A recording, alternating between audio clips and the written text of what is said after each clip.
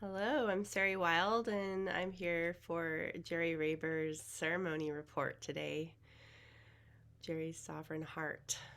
So we're just gonna get started here. He's got some men from his husband's work, and we might have some other people join us as we go, but we thought we'd just have a little check-in and see what brings them here today, what are you wanting to why are you here?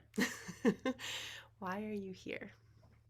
Joel, would you like to begin? Sure. I'm here because I'm very interested in Raber's journey.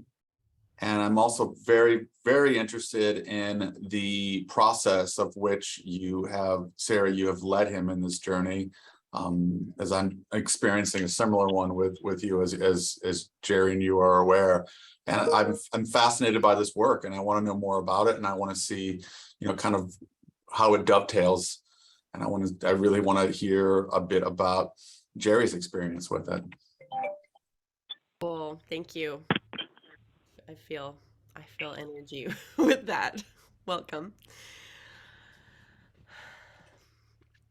I'll go next. My name's Kevin Hammett, and I've known Ray for a couple years, so nothing like his huge history.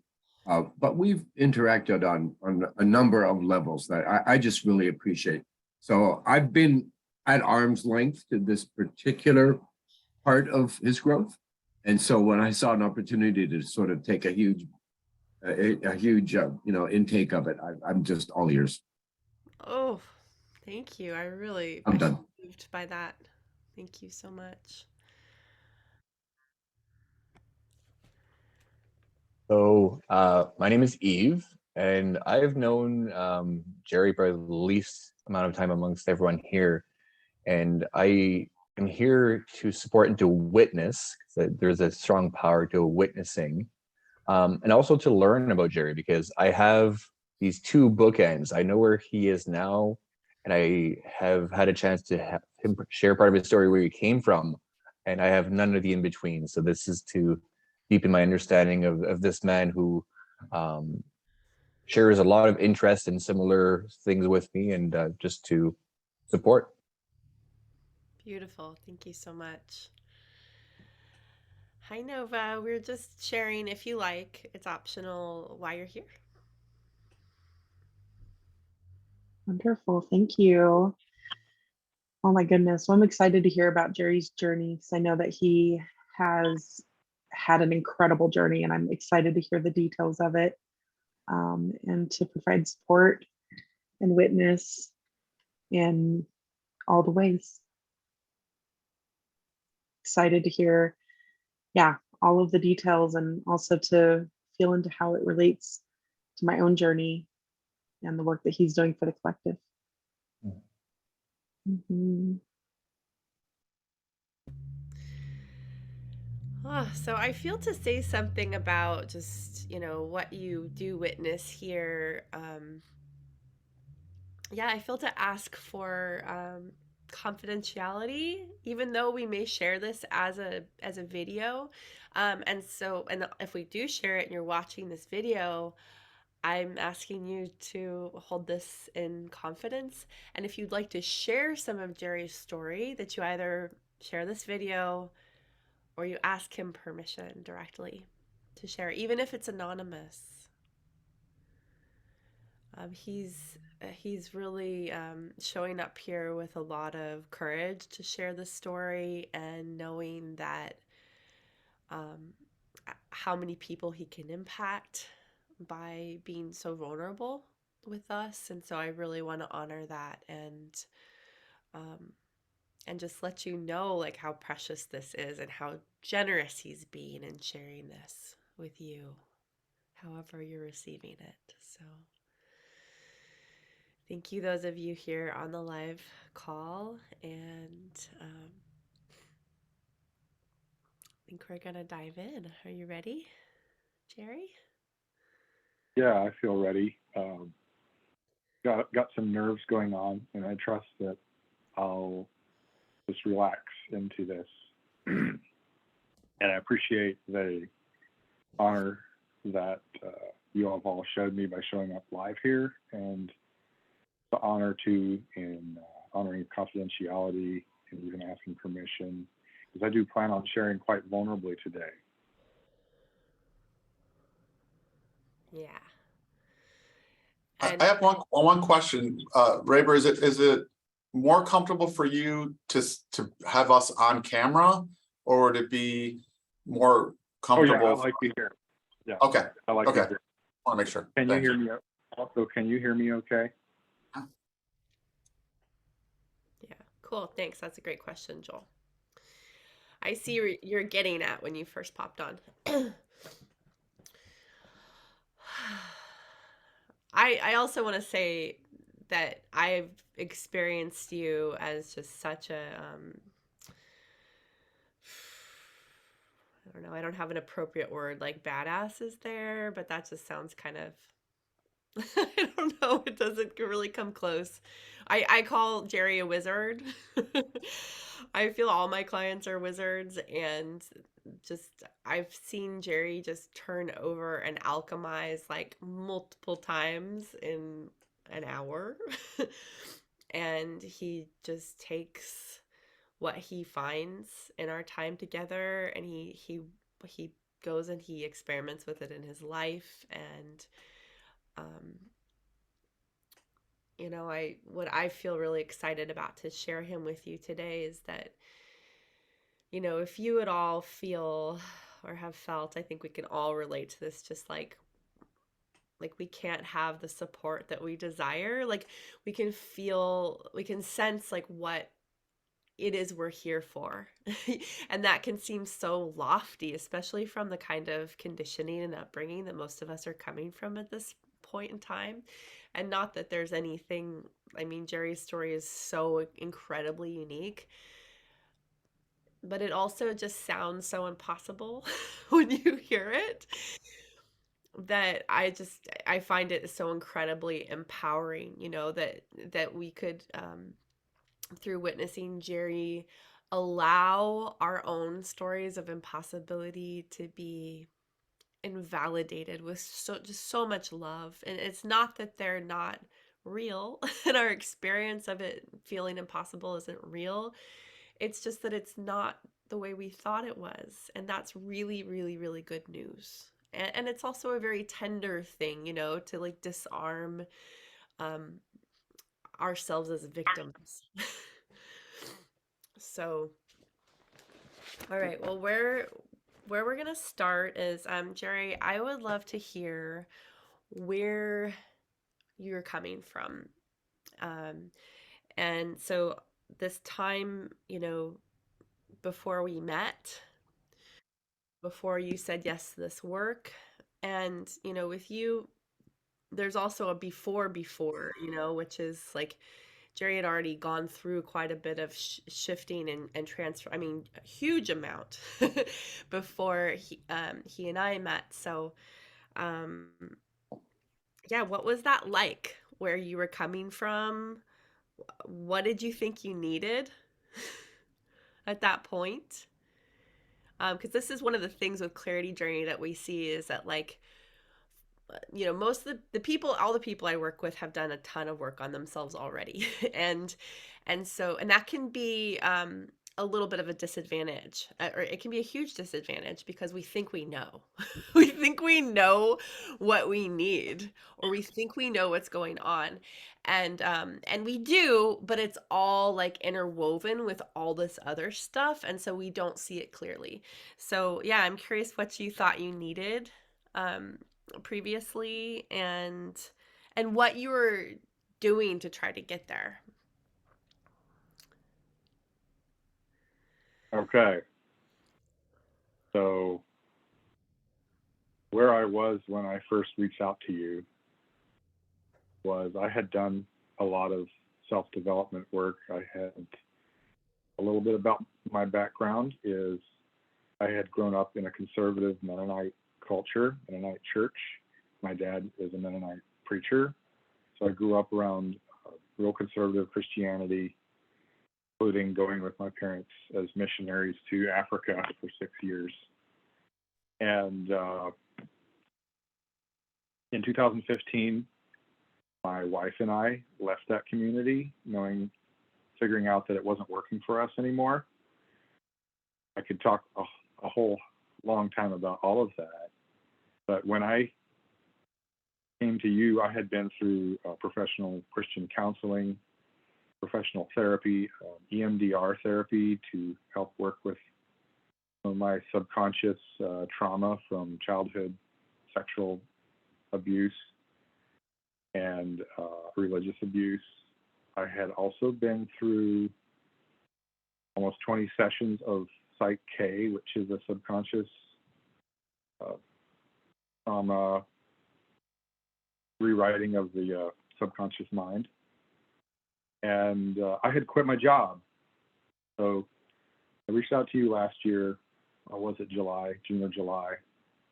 Started talking. I had quit my job in February, the end of February, a high-paying sales job for a custom home builder,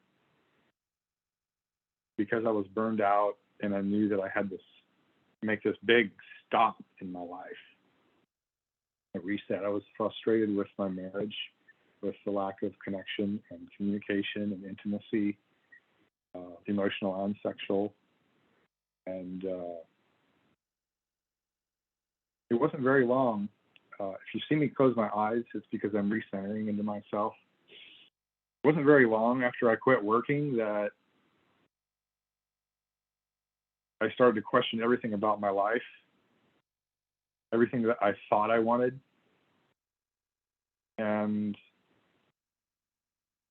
after about 3 months, I realized that even not working with this big pattern interrupt, I was still thinking in the same thought patterns, going around the same tree in my mind again and again.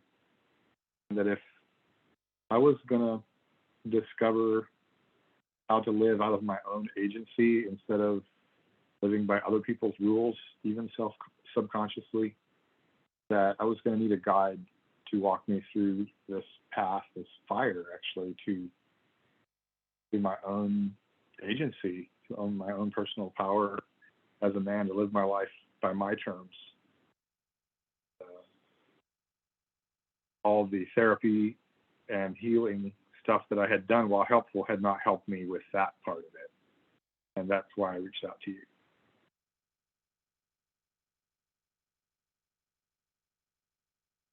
And to add to that, I told you that I wanted to become a life coach, and I also told you I wanted to end my marriage. I didn't know how, or I needed help with it. So that's part of where I was when we started talking.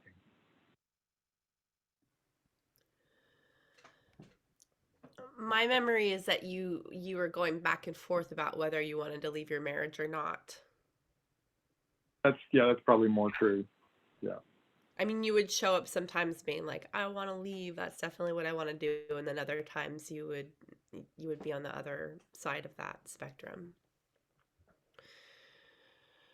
Yeah, and that's part of the brilliance of what unfolded with you, is that once we completed your clarity journey and we embarked on a project, we made that agreement that you were going to just table that question of if you would leave or not for 6 months.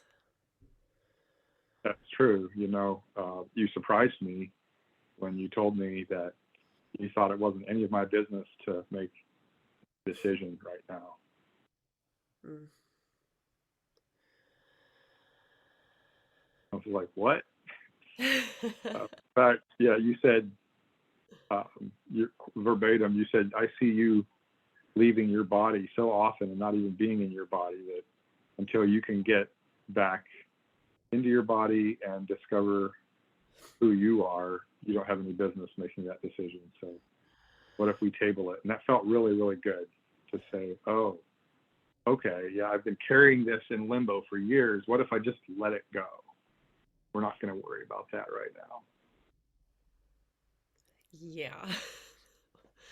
I mean, you inspired me so much with that commitment. I hadn't made an agreement request quite like that with anyone before. and it felt really important, which is why I brought it up. And then just, yeah, the way you stepped up to it. I wonder if you'd like to share what that was like navigating that agreement. Oh, it was um, easy. I knew it was true. I just knew right away I needed to, and so I let it go. And this great space opened up kind of in my life where all that energy that I had spent, back and forth every day or every week with that question, I had room to just focus on myself. Yeah. Did it come up again though? Yeah, Yeah. yeah, it came up lots, but I kept letting it go. Yeah. Yeah. Cool. So let's see. I'd love to hear a little more about what it was like for you. Like, what was your lived experience before going through this process?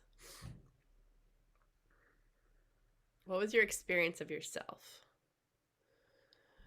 So my experience of myself before I went through this process was I lived in my head a lot. I carried a lot of internal shame.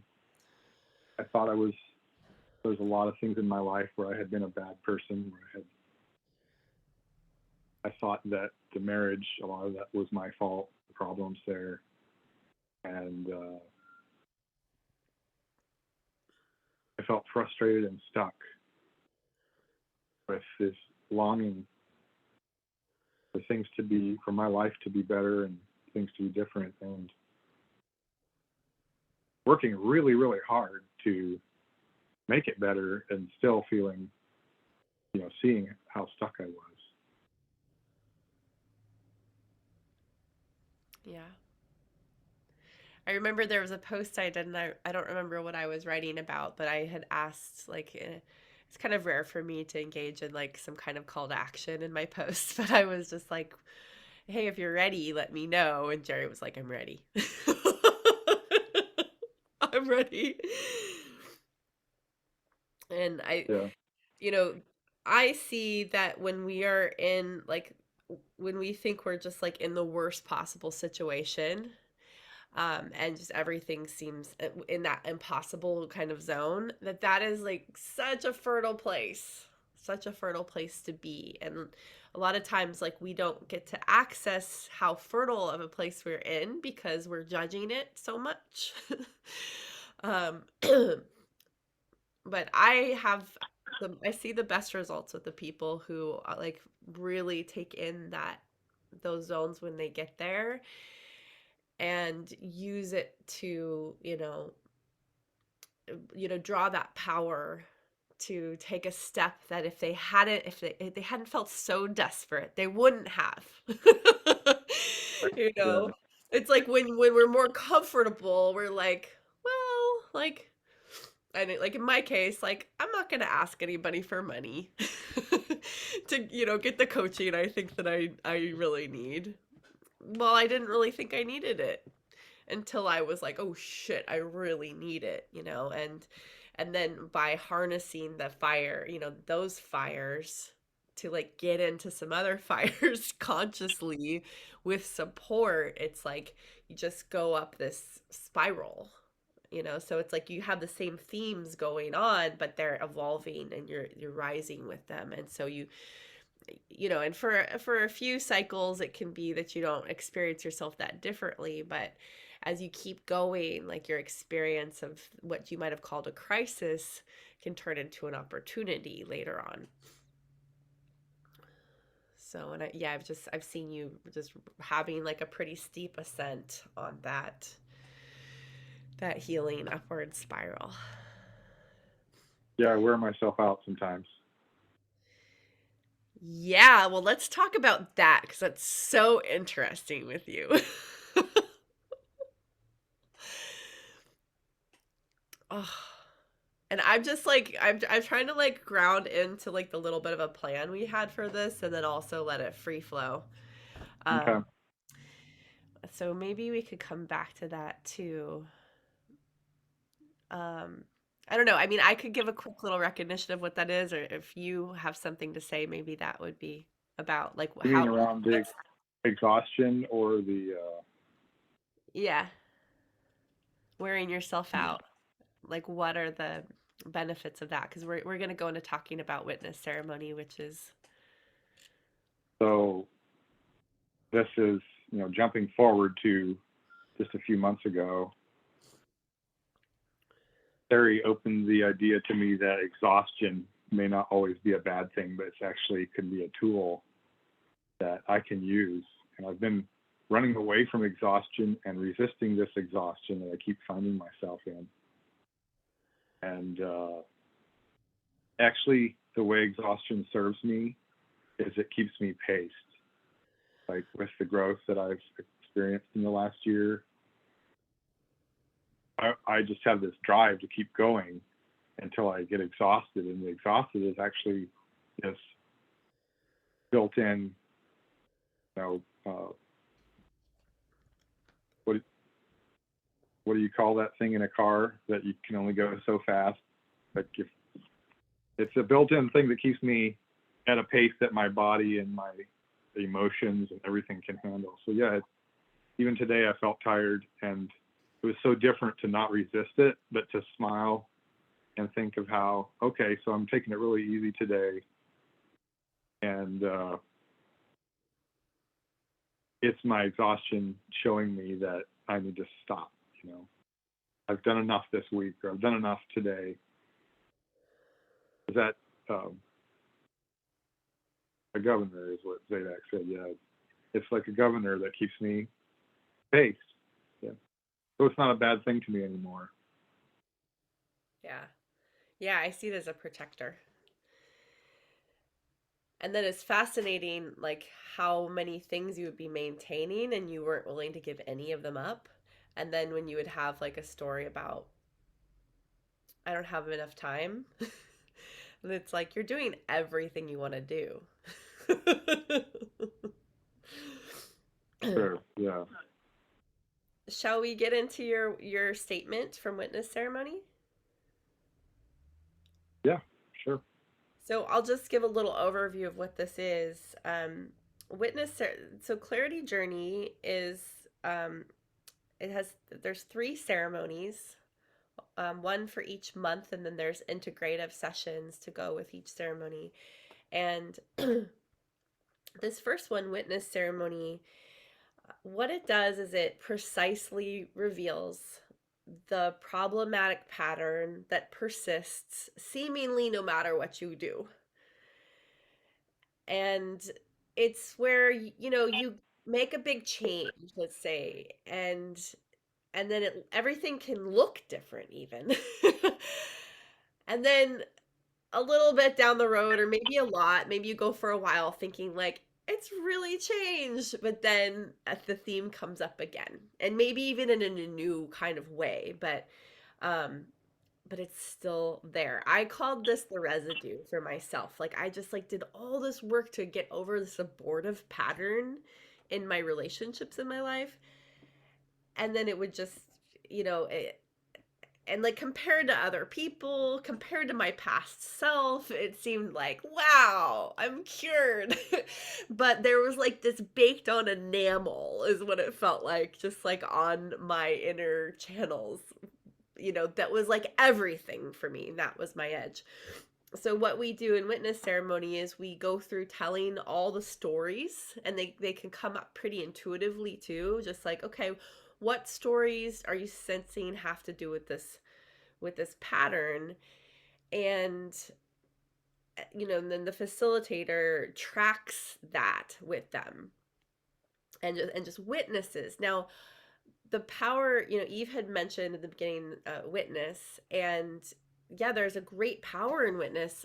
My one of my birth teachers, Wapio, says like 95% of the time all we need to heal is witness.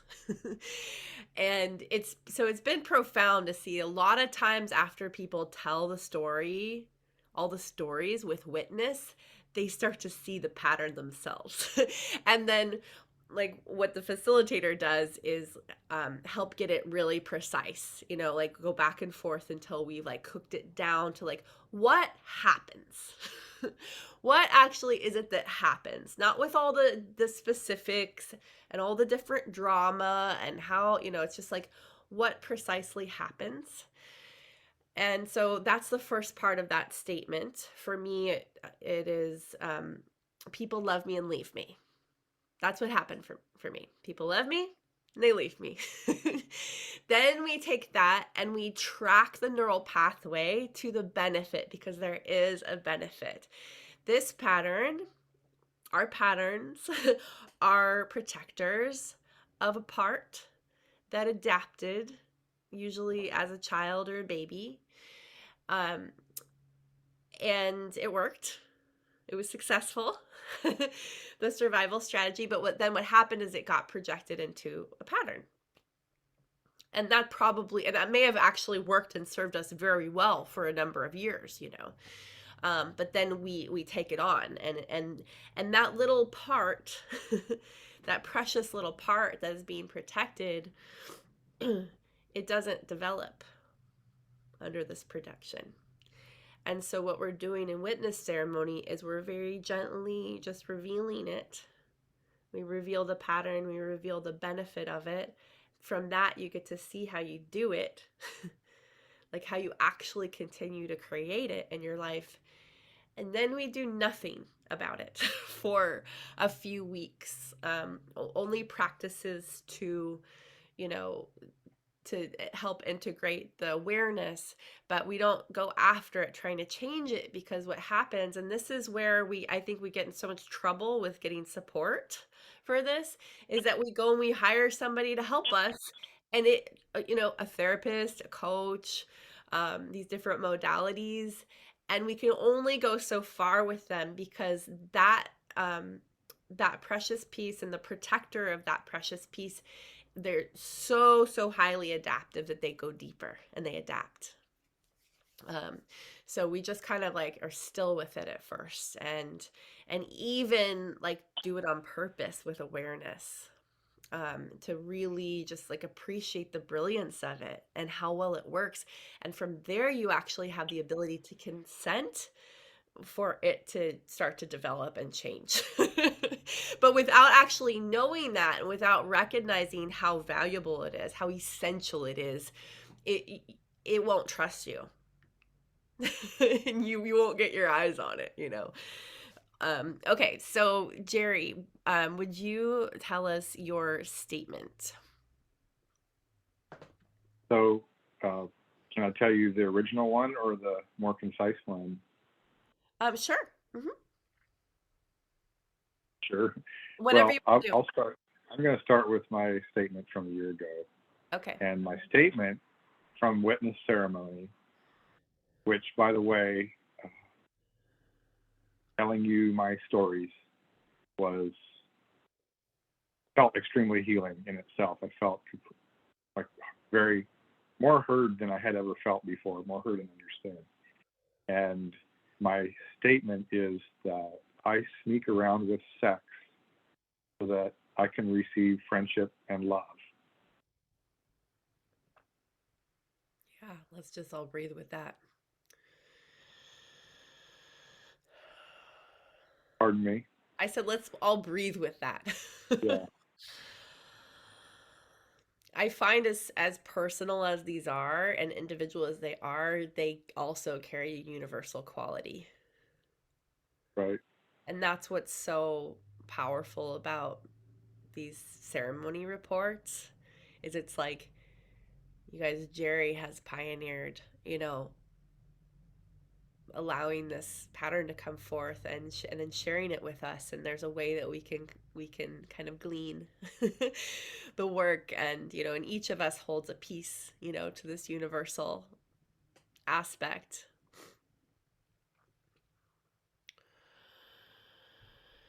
Yeah, the sneaking around was yeah, what was that like for you to like look at that directly and bring that forward Yeah, with can I talk about my experience of that when we actually looked at it?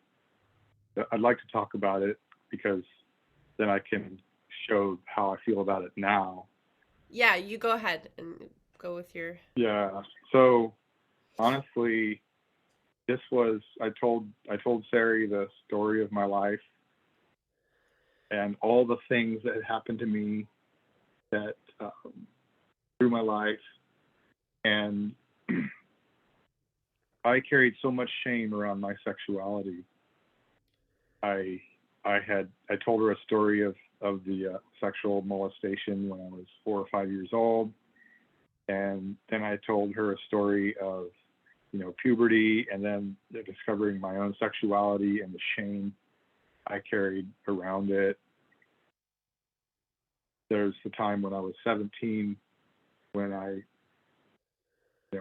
just to give a little context in the Christian context, sex is for only in marriage. And basically, if you're not married or when you're a teenager, you shouldn't even be thinking about it. And there's no sex education. So I've discovered myself very sexual and getting into voyeurism, peeping to try to see things, and then confessing it to my father. And when I was 17, uh, my father, who was a minister, he went and told the rest of the leadership of the church, and then they publicly exposed me and had me excommunicated at age 17. So I felt like a monster. I felt like my sexuality. I hated it. I hated that I felt sexual, and I wanted to get married so I could actually have sex. Common Christian experience, and uh, you'll notice I'm going to talk a lot about sex in this pattern.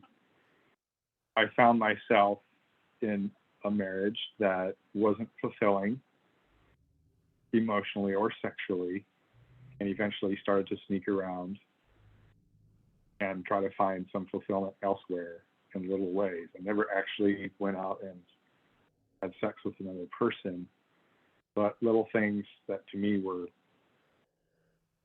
shameful and bad, like looking at pornography or, having an emotional affair with another woman.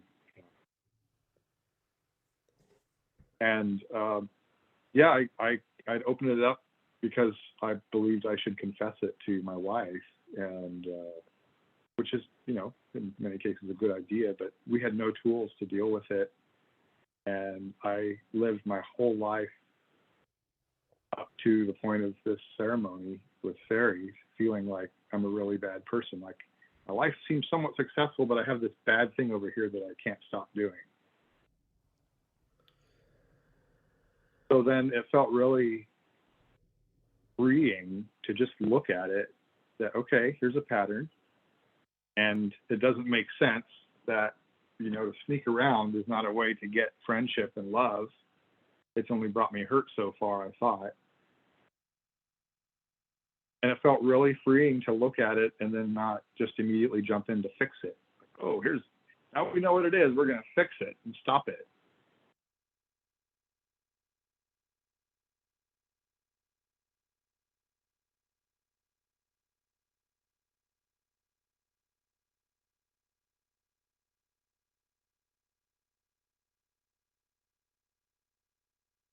So, yeah, I just looked at it, didn't try to fix it, watched it happen, forgot about it, played around with it, did it on purpose.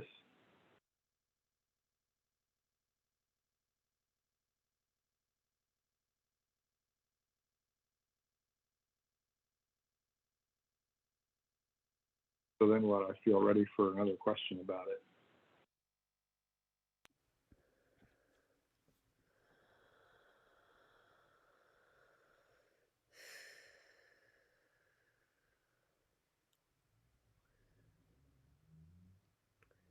You said you have another version of that statement that you use now?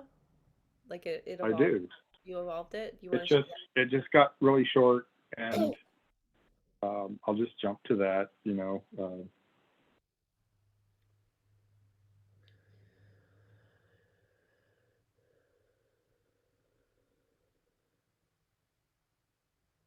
Terry and I revisited that pattern here recently, and shortened it to I sneak around with sex so that I can be loved. And then I went into a meditative state where I just noticed where I felt that statement in my body.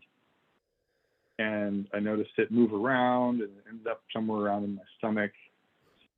And it felt really good. It surprised me how good that feeling was in my body. And it felt like sex. It felt like having sex. And I was all alone, just having the feeling, of this pattern. And I started to see how the pattern actually works. Like, I was raised in an environment where I didn't have any kind of unconditional love. And, through my childhood and my teenage years and then my adult years, didn't have unconditional love. And the brilliancy of this pattern for me was this was a way I did receive and feel loved. Yeah, I think it's how you are love. It's like direct source of it. So I don't know if I even entirely understand that, Sari, but what I experienced a couple weeks ago when I just really felt this pleasure in my body of my pattern of, I sneak around with sex to be loved. Like, that's my kink. And I can do it all by myself without violating anyone else. And I can be doing it while I'm pumping gas or while I'm with a client. And it actually makes this juiciness in my body. Like, I'm just out selling a roof. I do residential roofing sales. And I feel all sexy and happy, and it's just magnetizing, and I create friends and I sell houses, sell roofs, and it kind of makes this, like, I know that I'm loved. I know that I love myself, and I have this feeling of love in my body. And the changes creating in my life is amazing. And there's no more shame. Like, when I look back now at the patterns of things that would be called, I would call them cheating, unfaithful to my wife. Yet it still was me surviving in the way that I knew, the way that I could. It was me creating love for myself. And I don't carry shame. Like, the difference between the man I was a year ago, like, I can talk about it. Talking about it, I felt the shame a little bit, but now moving to this part of it, like, the shame's not there.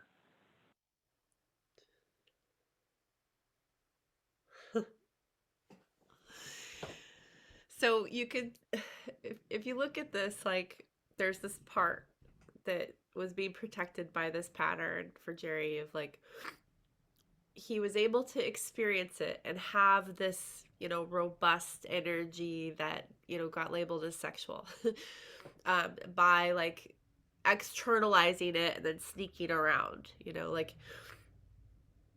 I think I have this theory about this, which I call soul puppetry. And it's that, kids are in their bodies. Like, they come in like that. And when they're with parents who are not in their bodies, have, all these other strategies to leave their body and not feel their own essence, and they haven't developed capacity for their own essence, their own frequency. Basically, like, when you have someone who's in their body and you're not in your body, they're not playing the game yet. And so you spook the kid out of their body so that they start playing the game and they seem more controllable, because when there's someone in their body and you're not in your body, you kind of don't have anywhere to go. So you feel the fire of your own being. And that just feels like, I call it it's the hot potato life force theory. It's like, if you haven't built a capacity and haven't developed the capacity for your own voltage, then when you get it, and all of our prayers have to do with that. We're just like, one way or another, we're asking for ourselves. We're asking to get to be ourselves. And so we pray, we pray, we pray. We do all this work to be able to do that. And then when it actually happens, we're like, hot, like we just feel like we want to get rid of it. So what Jerry was describing was, and that was such a fun and powerful call, because I was guiding him to just like, let's just embrace this right now. I think it had shown up as some pain in your neck for starters, and it was labeled with the shame. But as we let it move, and as he just tracked it and allowed it, he was like, at one point he's like, oh, and he like leaned way back, and I was still guiding him, and I said something about, you can suffer if that's working for you. And he's like, oh, I'm not. He was like, I am like, he said, this is like sex, this is great. And so like what he was experiencing was like, we had this container for him to experience himself without the skillfulness. It's like if he's in public and letting that in, that's where the picture of the gas station had come up for him. He was like, I could be pumping gas and feeling this. And it's like, yeah, you can learn how to contain it so that you do get to sneak around with it. It's like nobody's business, what your experience is. They'll feel you, you know, and who knows how that impacts them, the person at the pump across from you in your aura. It's like maybe some crisis unfurls in their life that gets them to the point where they're desperate enough to do the thing that they wouldn't have done otherwise. Or maybe they have a wonderful feeling because they have capacity for that in themselves.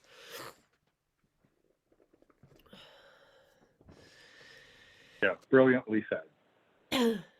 Yeah, so the thing that was happening is you would sneak around with sex. You Yeah. sneak around with And sex, and the benefit is for love, to experience love. So these are always detours. It's like we think we have to go out here and do XYZ just so that we can have ourselves. And sometimes like it's just very brief that when we get the benefit, and like the moment we get the benefit, it's like clicks over and the pattern starts over again. It's like, okay, ready for my next dose. And it could be days, weeks, months, years, depending on how your cycle runs.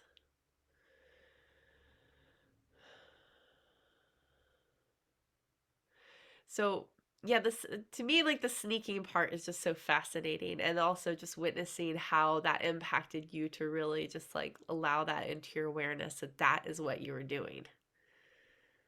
And I'm just curious if there's anything else you'd have to say about that. The experience of, how about like your experience of yourself sneaking around before you knew that's what you were doing fully, and the experience of it once you knew? well, the experience beforehand was partly subconscious or not conscious, not necessarily subconscious, but wasn't necessarily conscious of it. I would just find myself in situations that I had created and be like, oh shit, here I am again. Yeah. Then afterwards, it was like, oh, here I go. I can see what's happening here. And I could see, I had awareness the whole way through. And there's this certain also power that I felt by just having the awareness. It felt like it gave me more options.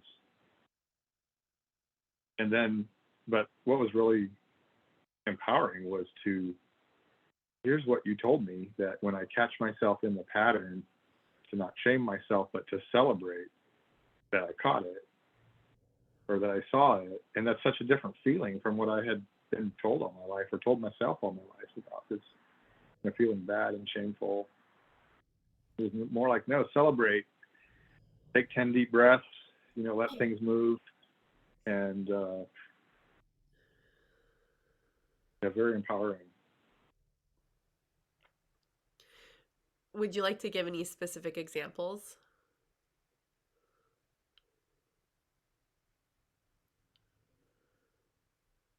I really can't think of any. Of like other options opening up?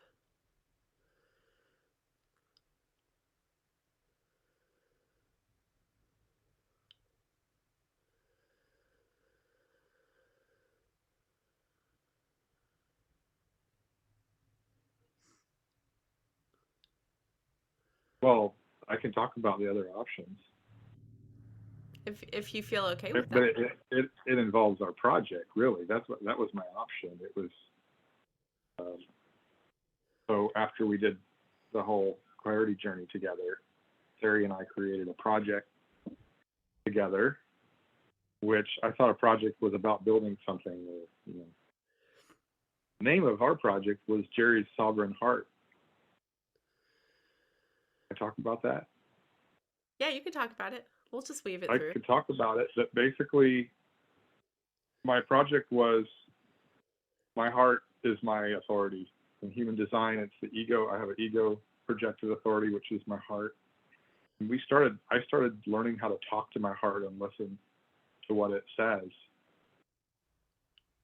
And really, that was my other option. That was my alternate to following my pattern, was to go back into my heart and just be there with myself in my heart.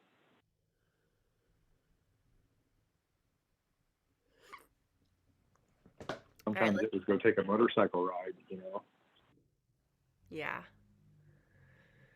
Yeah.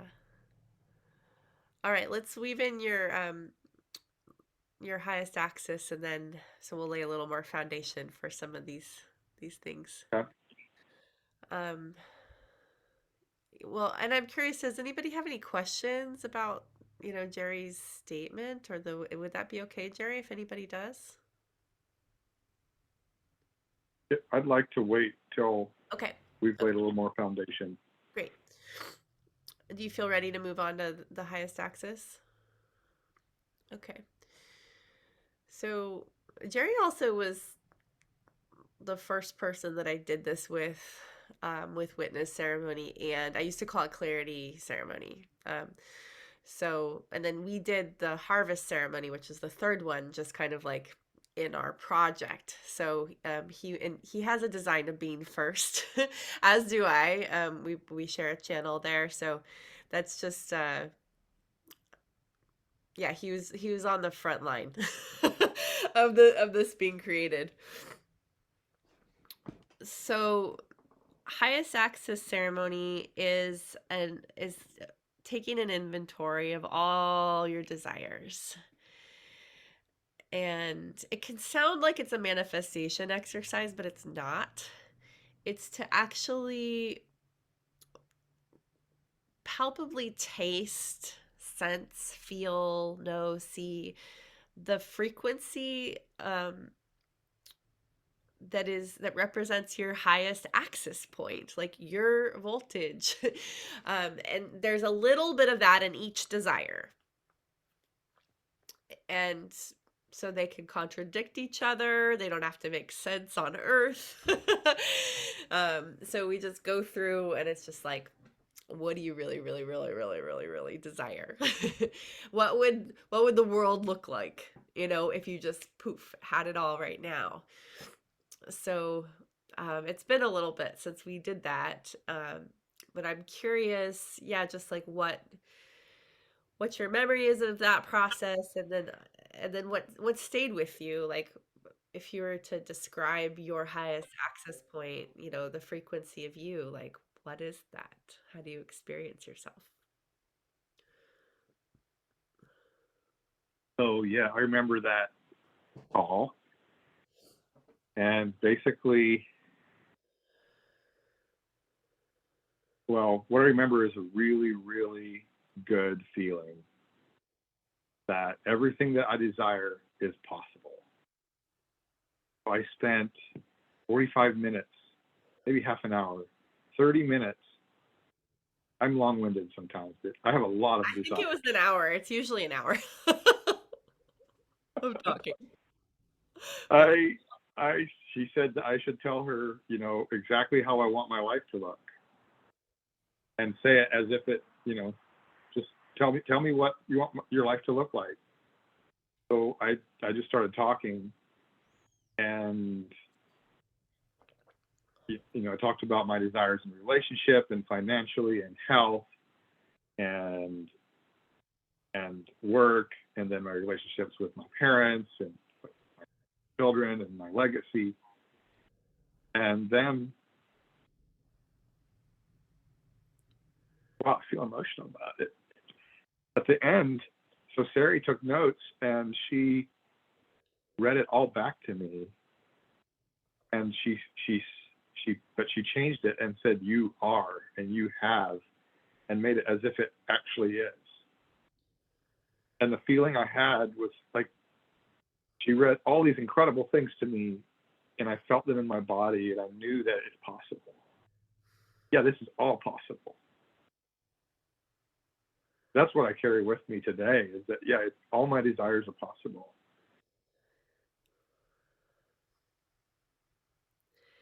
And by the way, I mean, some people say some pretty impossible sounding things, and everyone so far has felt that way.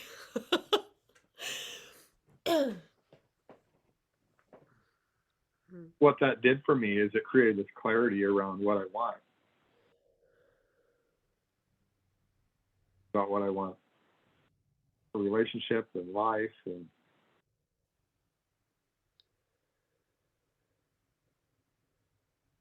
And I'd tell you about it, but it'd take me an hour.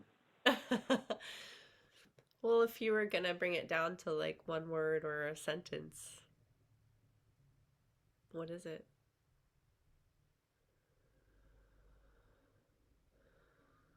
But what I really want is to love and to be loved Yeah.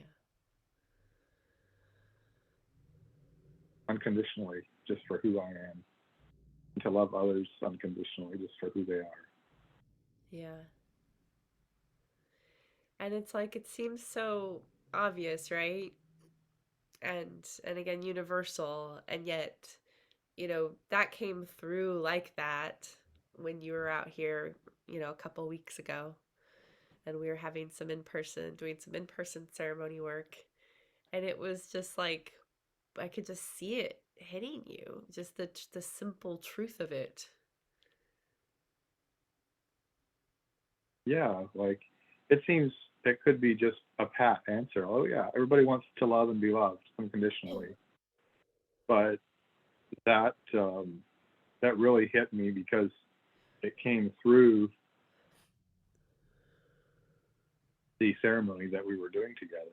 That voice came to me and showed me how that's what I'm looking for, is just unconditional love, and that's my purpose.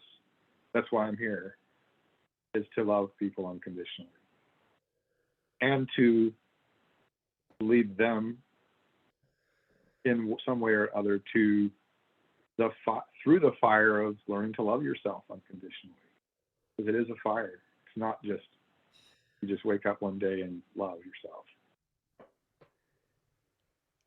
Yeah, that's what really impacted me the most in witnessing that sequence go on with you, is that you were in the fire with like, I just want to love people unconditionally. I want to guide them to love themselves unconditionally, but it still had this like just kind of static around it, and it had that impossible feeling.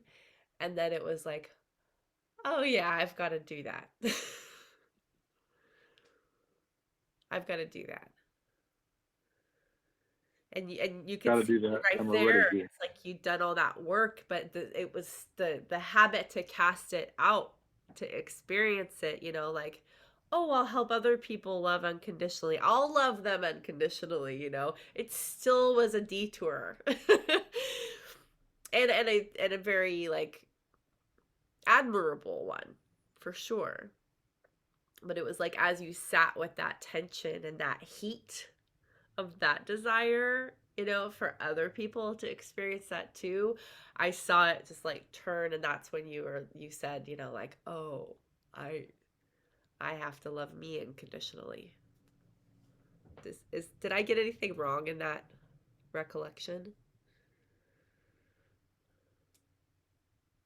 I don't think you got anything wrong. It's reminding me of that moment there where there was something really happened deep in my heart that settled it in there, of my own love for myself, and like it's just like a fire in my belly. That was when we had been working together all day, and then we completed with the hape. Yeah, and you kept asking me why I was here. Oh, I He did. kept, Okay. Yeah. why are you here? Why are you here? Why are you here? And in that case, I asked the plant medicine, like, why am I here? And that's when that voice came from the plant came through and said, Yeah. to love unconditionally.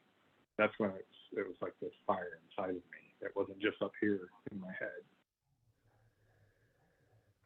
So hape is this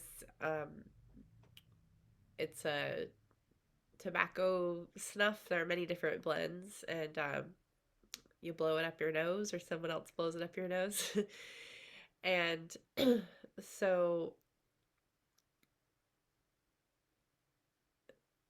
I had known that we were going to work with it in the day, and I kept thinking it was going to be earlier, but the guidance was to have it be the last thing that we did, which I think was really, I'm so grateful that I listened to that, because what I got to see is that, the way that we can be so close, so close to our breakthrough, and yet still a little too comfortable to fully receive it. And I think that's where the plant allies can really tip things over. Yeah, for sure. And it wasn't, a particularly large dose, but it was your first time with it, and it has a shock to it.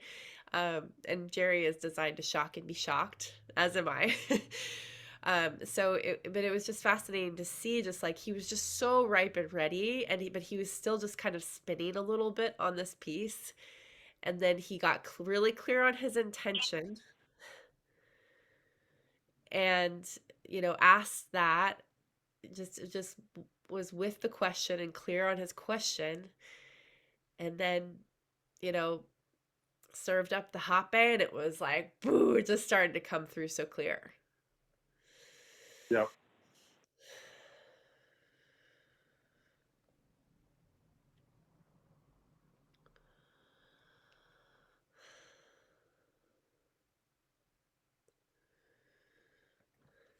There's so many juicy details from your journey, and I'm just like, which ones do I want to draw out?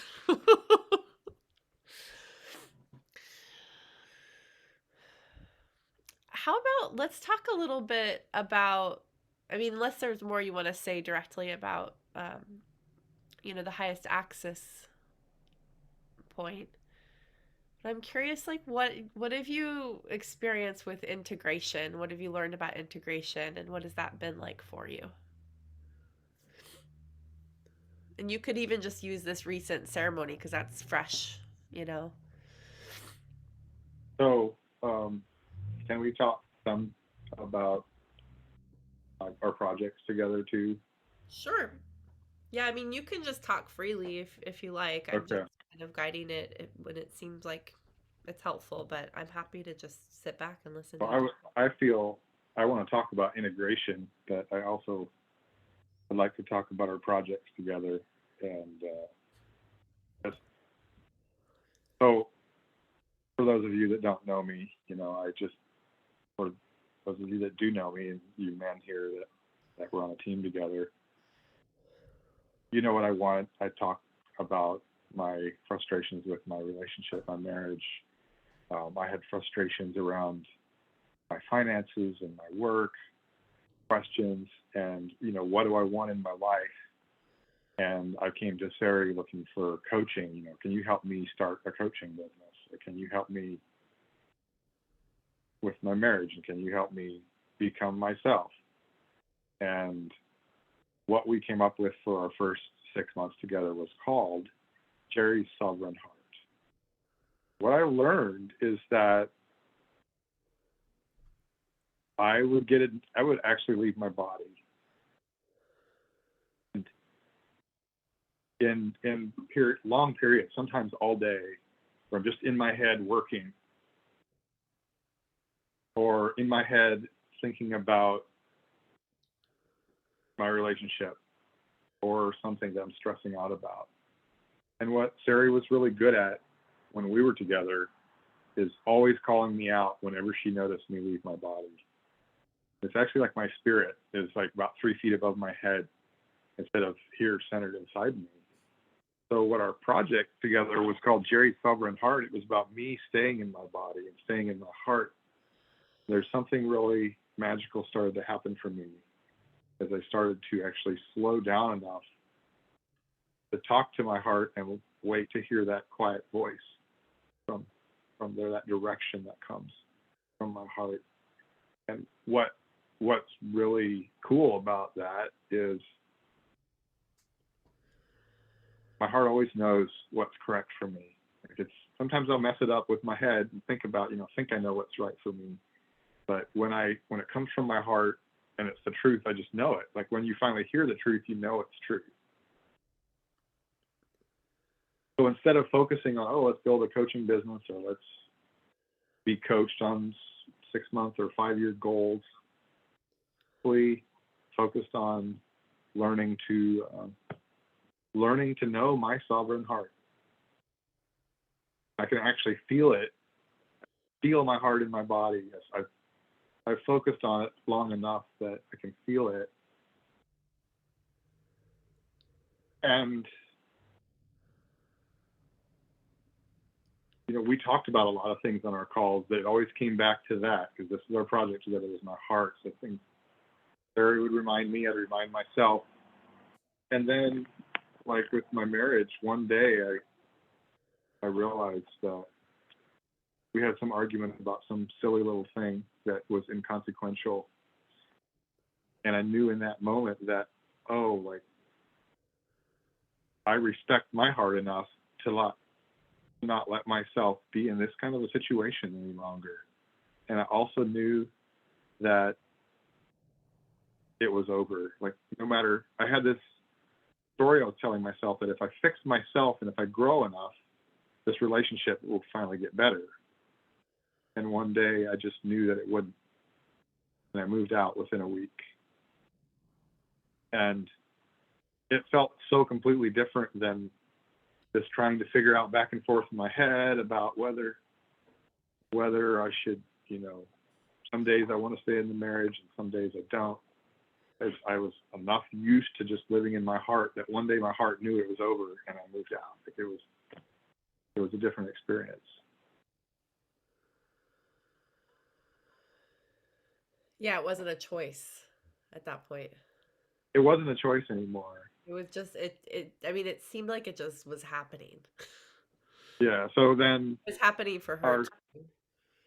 It was happening for her too. Yeah, it was consensual. It was a surprise to her about the timing, but it was consensual. And then our second project is called, which we're still in, is me. It's staying centered in my heart. Terry wrote "Walking My Sovereign Heart," but it's called "Walking in My Sovereign Heart," not just it. But that's my focus, my guide. It's my mantra. We can work on all kinds of things, but it always comes back to I got like unconditionally walking in my heart. And the power of that is like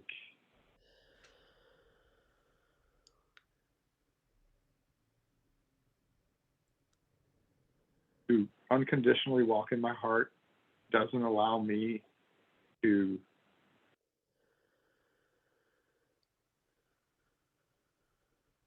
the words for it, sorry. Like, it doesn't allow me to make decisions out of my head. Like I do sometimes, then I realize it and I back up, but there's this uncompromising that I know that my direction comes from my heart and it allows me to make hard decisions. That's really where I want to go. Like sometimes those hard decisions, those hard changes that I normally would be like, I'm okay. I don't know if I want to make that hard change. But once it's in my heart, the power is there to make that change when I know it's the right thing for myself. Make sense? Yeah, it strikes me that because you understand your pattern and you've been practicing remembering your pattern and the benefit of it, that it's because what you eventually see with your pattern is that it works. And so it's like your heart is going to make it, is going to get you, it's not going to allow you to be off track. It's just that your experience of navigating, you know, when you're unconscious and it's having to default through your pattern is just a lot messier, and it tends to come to a head in a way that forces you to, into the awareness so that you can be more efficient in your path. And that changes everything about what you create, and how you live and how you feel about life and who you're with, because your heart's not having to sneak around Right. and Yeah. trick you into different things to learn lessons and take these decades long, detours to see it. And it's like, so you know that it's got you, like, even if you are unskillful, even if you forget and you default and you make a mental decision, like, it's still getting you there. And so that also gives you this more space to just slow down and be like, oh, okay, well, that works. I can totally do that, or I just did it. But then you're like in the present moment with the options available to you right there. Exactly. Yeah. So many more options and so much more presence. And talking about integration, like with the impact of the ceremonies that we did together several weeks ago, and coming back into my real life, I'm still integrating. Because now it's a whole new experience of how I decide to lay out my days. I'm self-employed, and I have this belief, I'm noticing, that success is going to come from me accomplishing this huge amount of tasks every single day. And what I'm learning is that, I come home and immediately just jump right back into it because I have this list of tasks that have to be done. The integration is, oh, I did that for a day. That didn't feel good. Integration for me was I started my second day in the same energy, and then I got sick. It was like the universe said, okay, slow down. And it's an experiment. It's like experimenting with this new way of being, like what's going to work best for me today. Have you had any points where you doubted the work that you did, or what happened, or you're like, maybe is this real?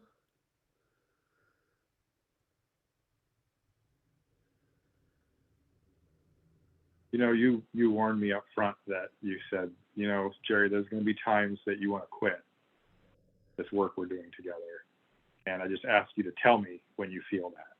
Yeah. I think there was one time, one call in the last year that I said, I just feel like quitting. I can't remember why. I can't remember. I just remember that I did tell you that. But as far as the work, something inside me knows when something is true. And part of the value of the work we've done together is your awareness of truth, and you're calling me out when I'm bullshitting. And I've never doubted. Like, I have said things sometimes, and you've said, "Well, that doesn't feel true to me," and I've that's registered. Yeah, that's true. I have not doubted this work one day. Like this. Well, that one day. This is the most. I know. I haven't doubted it. Yeah. I remember what it was. You just felt like it seemed like you were experiencing the work we'd done in like the recent, like the last couple sessions. Like, yeah, this is great, but what is it like? What's it really doing? I remember that. Like like you're kind of experiencing like a plateau kind of feeling. Yeah. And Yeah, and I thought that we should be like, it's a project, so we should like be having a plan and this structure, and let's start doing something.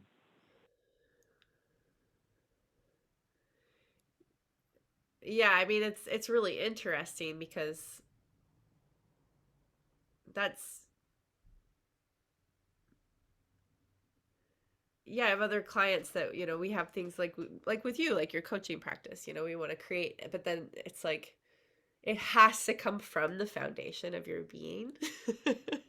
And navigating that way is so, like, we're just unpracticed in it, right? So it's like Right.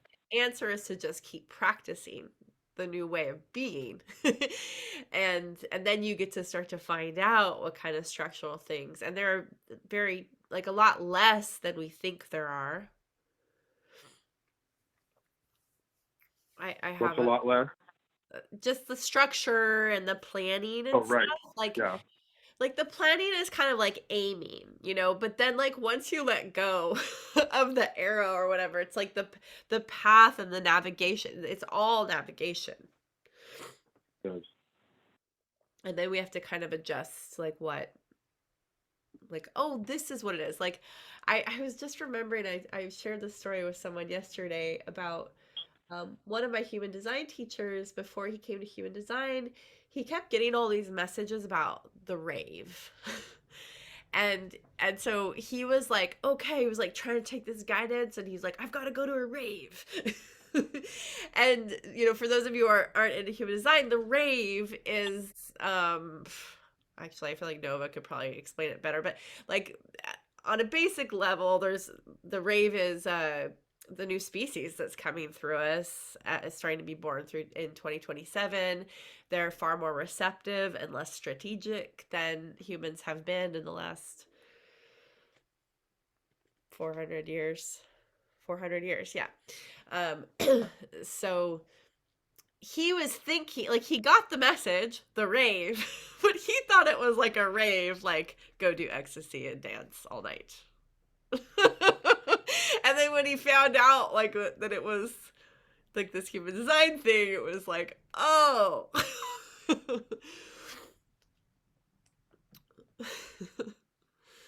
Yeah. So that's where I've taken all kinds of sales training and goal setting training.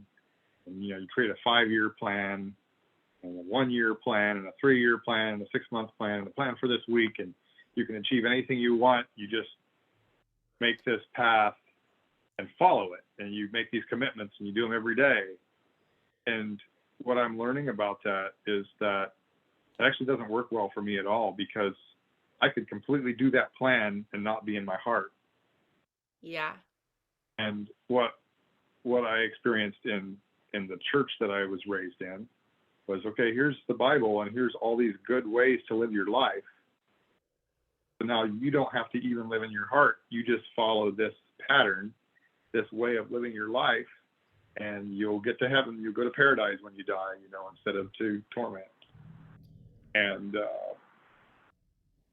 I found myself in California 3 weeks ago or 4 weeks ago with Sari, and having these breakthroughs, and then immediately projecting to when I'm going to get home. Oh, what changes am I going to make? I'm going to go home and I'm going to make this change and that change, and how should I navigate that? And Sari stopped me, and I started to realize how I was doing the same thing to myself, like getting in my head, planning ahead to what I was going to do, and I was going to go home and keep on living the same way, which was, oh, I've already decided what I'm going to do, and I don't even have to be in my heart today because I already have a plan. I'm just going to go execute it. Doesn't mean that I don't plan ahead, Yeah. and make plans and strategize, but it's living every day from a source within me and having that source have veto power to what my previous plan was. Whoa. Crazy chills when you say that. For me. I want to acknowledge too that we each have a unique, way. So it's like, it may not, like, for Jerry, it's his heart, and it may be different for you. You may have a different way that you reference your guidance. But yeah, veto power.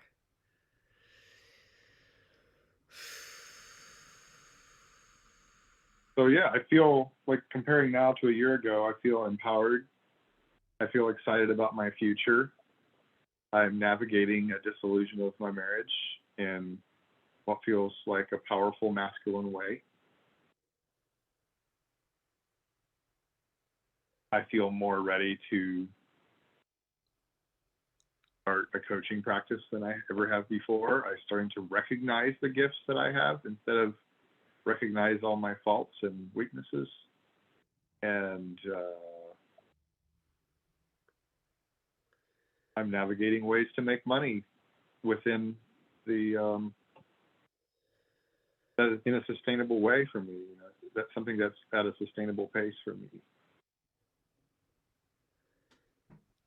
Yeah, I wanted to ask you about money if you wanted to say anything about money, because you've had some really interesting and powerful shifts with that. Well, I've had these stories. So since I moved out of the house and been living a single life, I started dating, I started seeing women, started exploring, and I started being really tired because I was out late often. And then I told myself these stories around, oh, I'm working too much, I'm working too hard, I've got 3 different jobs, and I have to quit one of them. And back and forth with Sari, I finally realized the truth myself, that I do have this huge capacity for work and for fun, and that I have this huge commitment to fun. Like, I'm always going to have fun. No matter how long I work this week, I'm going to have fun too.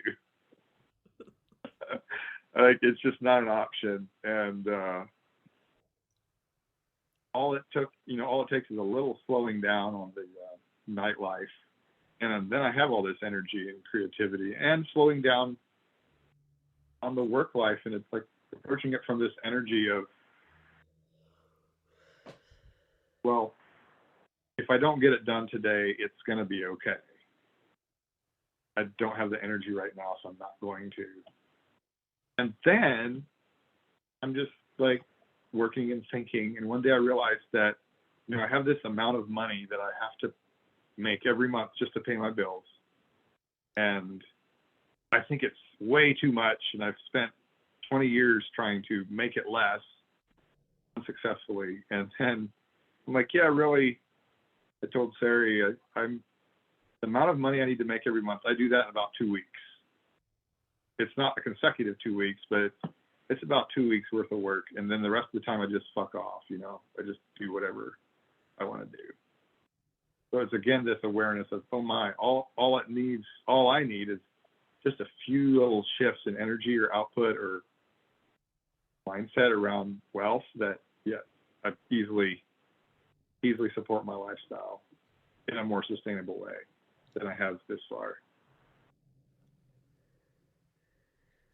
I'm thinking of the edginess of the option that I gave you, that I suggested in relation to, coaching business and fun and having time for that. Do you remember? You mean like the one about going to Ireland?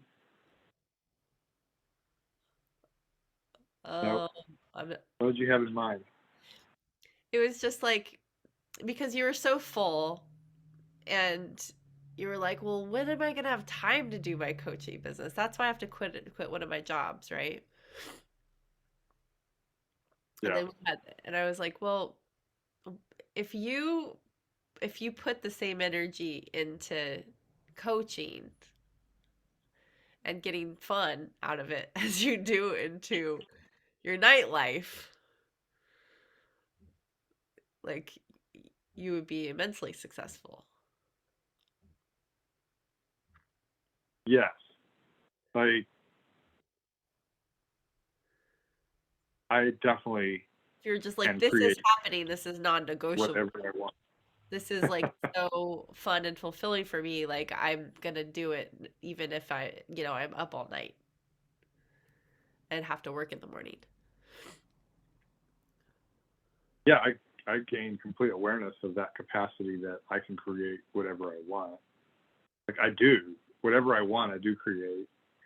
So then what I'm playing around with is, so, you know, I have this idea of what a coaching business would be, but what if what if I was just a fun coach, you know, because I have to have fun. I like to have fun. And what if it was just all fun? You know, what if I just sold tickets to go tour Ireland together. And while we're touring Ireland, you know, we do coaching and self-development work.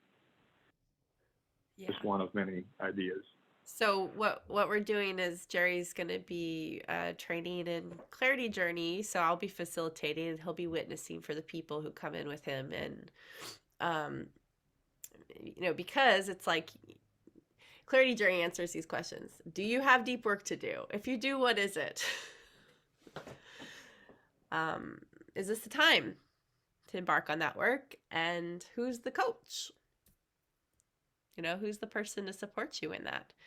So it's like, if you have these, you know, these visions of these amazing projects in Ireland and such, like, you could take people through to, if they find out that's actually the thing, you know, that's going to make a big difference for them. So I would feel open for questions. Great. Okay. Yeah. I mean, we're open for questions, and then also, I'd just love to hear how, like, you know, maybe one word, and if you want to say a couple more words, that's okay too. But like, how this is impacting you witnessing Jerry.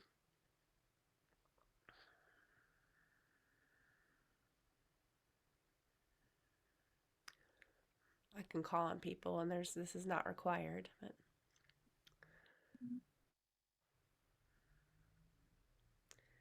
And I don't have any huge word wisdom. I'm just going to say I've learned a tremendous amount, not only about you, Raber, but about the journey, how it happened. Fascinating. I love it so much. I feel honored to have been here.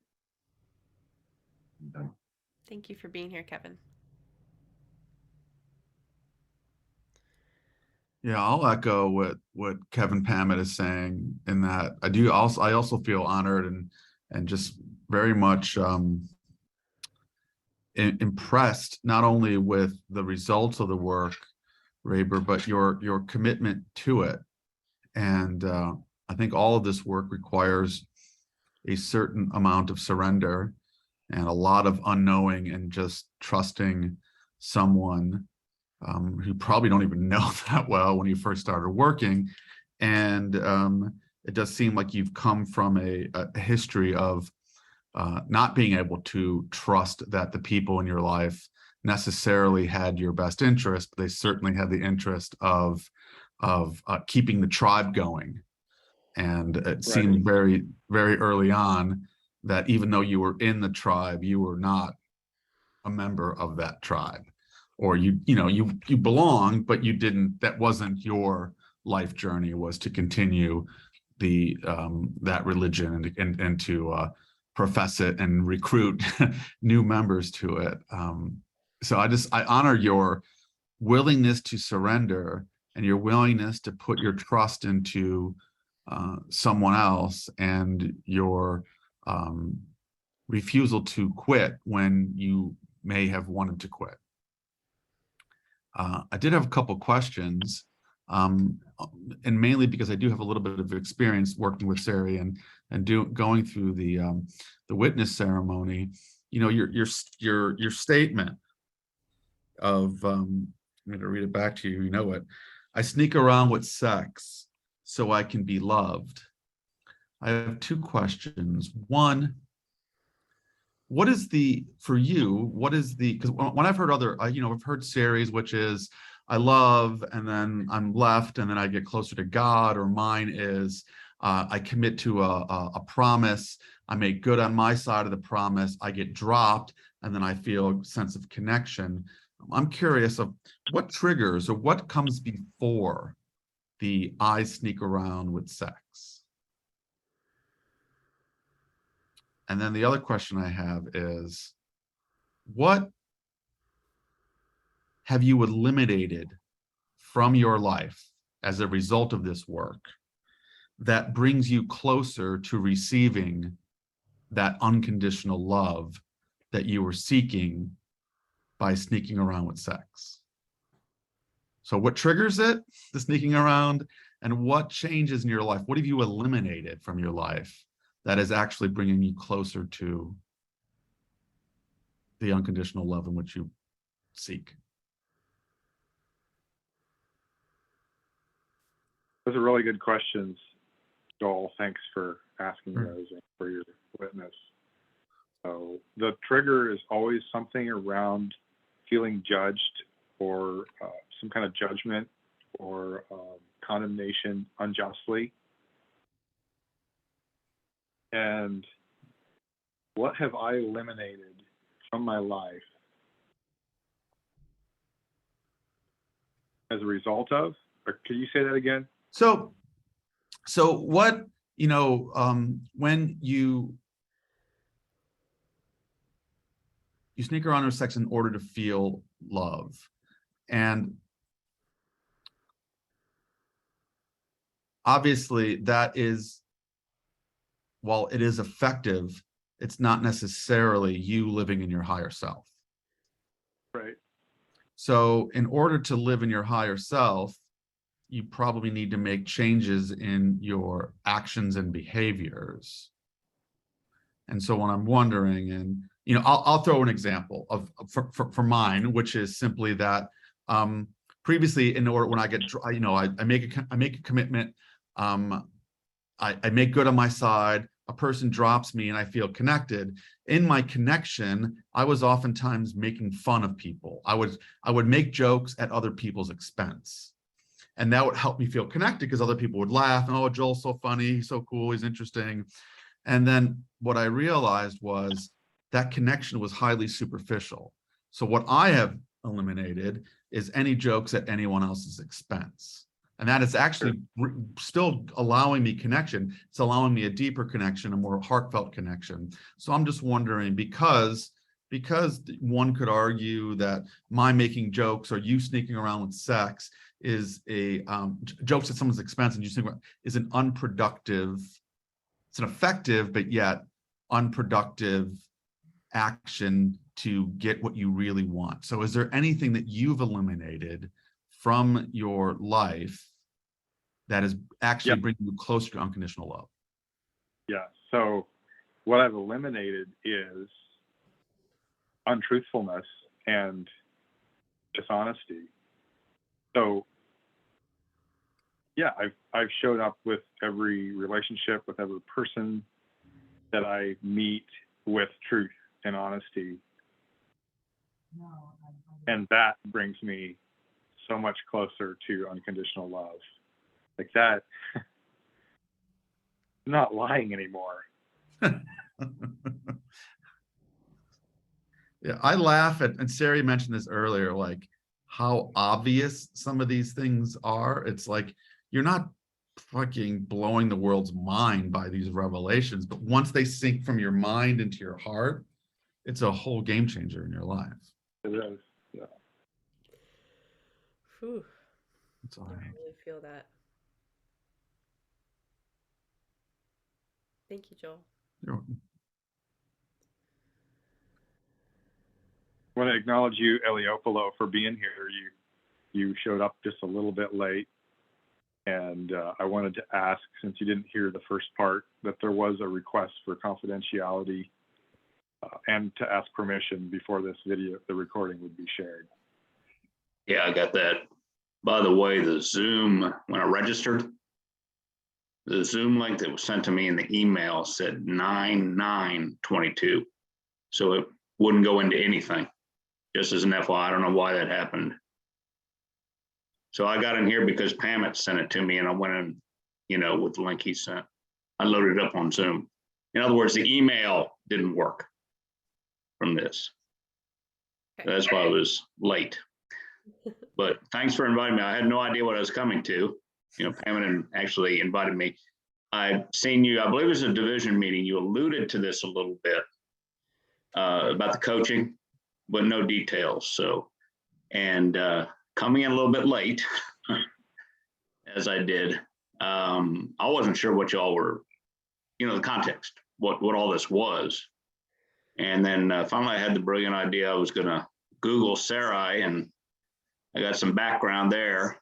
And then as she would say things like human design, I'd quickly look that up. So that helped me kind of get an idea of what was going on here. So just say I'm glad you found something that's working for you, and keep at it. Would you like to share the impact on you, John, Pardon of me? witnessing? I said, John, would you like to share the impact of witnessing Jerry today? Well, the impact partly was educational in nature, right? What is Jerry doing? What is this he's in? And I also do a lot of coaching myself, so I was curious. I was watching Sarai work, so there was some educational value in watching her. And I'd say the impact on me with you, I'm just glad that you're coming to a better place in your life. You know, and this is the tool of choice for you. And I'm glad it's working. And, you know, keep at it if it's delivering the results that you want. So, yeah, that was the impact. Did that answer it? Is that good? I was digging for something a little more personal, but yeah, we'll take that. Personal impact on me? Yeah. Hmm.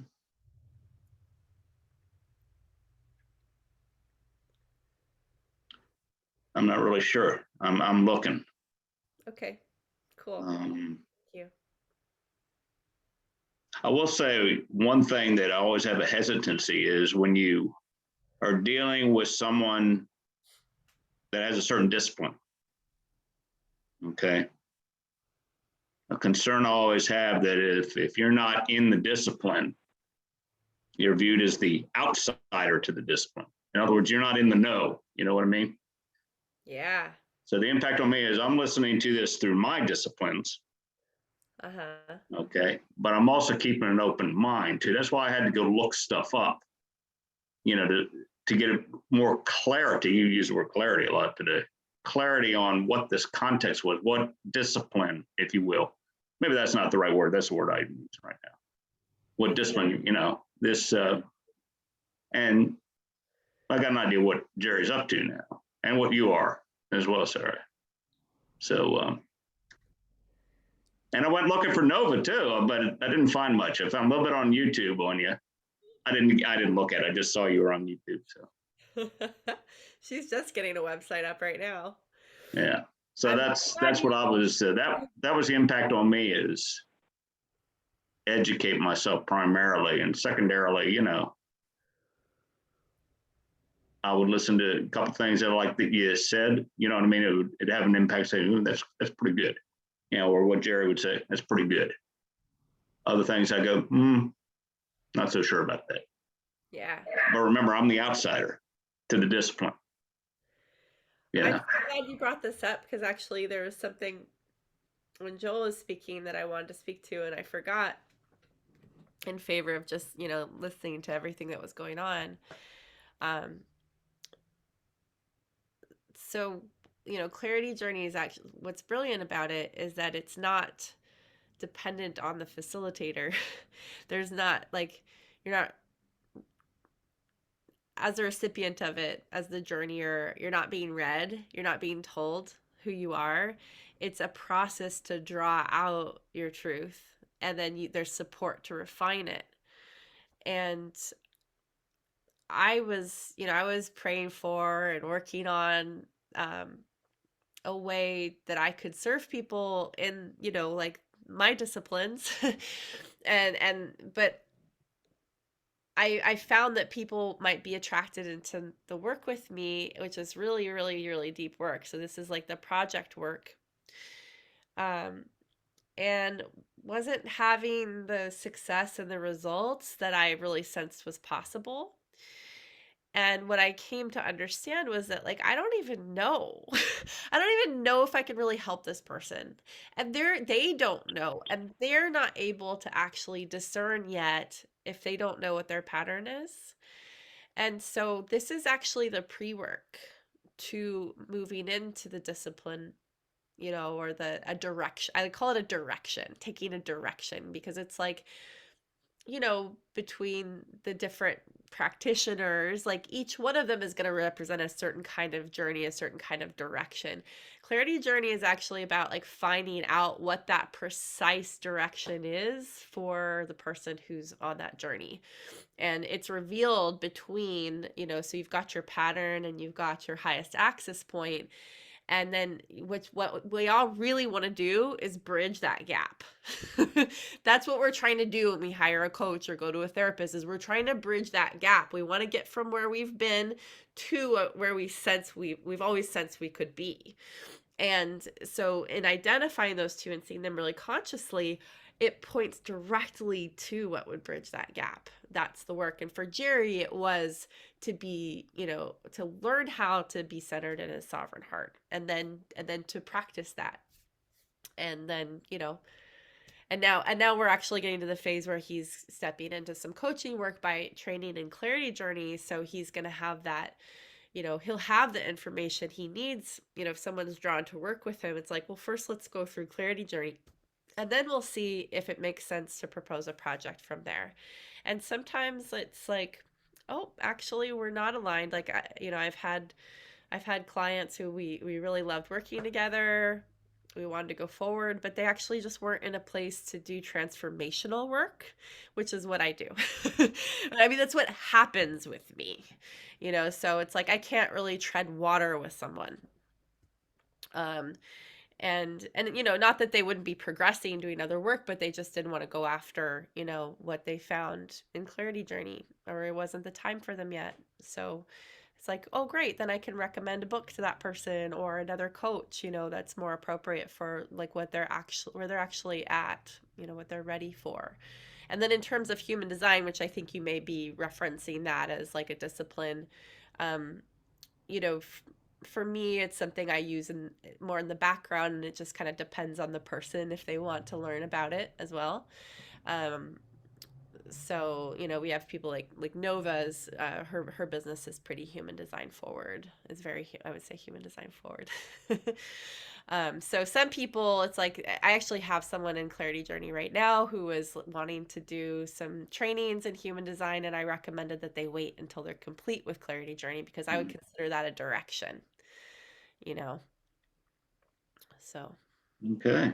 yeah, I thank get you for that vulnerability of expressing your hesitancy with that. Yeah. Juicy. And, you know, a couple good things about, I'll just briefly say this. When you start talking about the brain, neurons and all of that firing, that's probably one side that a lot of the coaches, therapists don't venture into, because a lot of these difficult things, like Jerry's dealing with stuff he was talking about when he's a child, a lot of that's brain patterns and stuff like that that have to be transformed, interrupted and transformed. Otherwise they continue. They're ingrained and they just keep happening. So my only point being is, when you mentioned that, I said, that's interesting. She's at least over there a little bit in that area of brain chemistry. So Not all woo, but you know, you got to get through the gateway. Yeah. Journey if you want the full on woo experience. Well, I keep it super practical on this side. Yeah, I got that. Yeah, but that's cool stuff though. Cool. Thank you. Yeah. I appreciate you for being here. Yeah. Well, thanks for inviting me. Again, sorry I was late, but it was a Zoom issue more than me. Yeah. I would have been here, Jerry, if I'd got the right. And you're here. So yeah, and I got here. Yeah. Nova Love, if you'd like to say anything, this is the time. I have a lot of notes. I feel really grateful for getting to witness Jerry, for him, and also for myself. I just feel kind of in it right now. It's just such an honor, and I'm so grateful to learn more and to get to experience more about your journey and get to feel how relatable it is. Yeah, I have so many more things I can say, but I'm gonna be complete. Okay, sweetie. Well, thank you so much, everyone, for being here. And yeah, we'll see if we share this. Actually, Nova is next week. We're going to do Nova's ceremony report next week. So that's another Zoom registration. And, you know, if you went through my website and did that opt-in, then you'll get you've already gotten a link to register, but I'll be sending it out again as well for Nova's. And her journey is another just amazing story. I'm so excited to share her with you. And yeah, and I just want to check in because my confidentiality suggestion had to do with that if you're going to verbally share about Jerry's story, even anonymously, that you just ask him for permission with that. I have been thinking, Jerry, that the video's out. So if the video gets shared, it gets shared. I wasn't imagining that asking for permission for that, but we can make it that way if you like. We could make it like a unlisted video. Oh, you're on mute. You're muted, Jerry. Yeah, now that I think about it, we're at the end, and I think about what I've shared. I'm comfortable with the video being shared. Okay, cool. So yeah, you can share the video without asking permission then.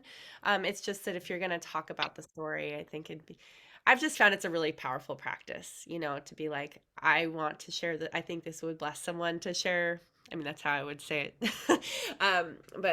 Is it okay with you if I talk about you and talk about your story? Yeah. All right, everyone. Thank you. Happy Friday. Bon weekend. Yeah. Ciao, ciao. Thanks And for being everybody here. have a great weekend. Thank you for inviting me. Bye.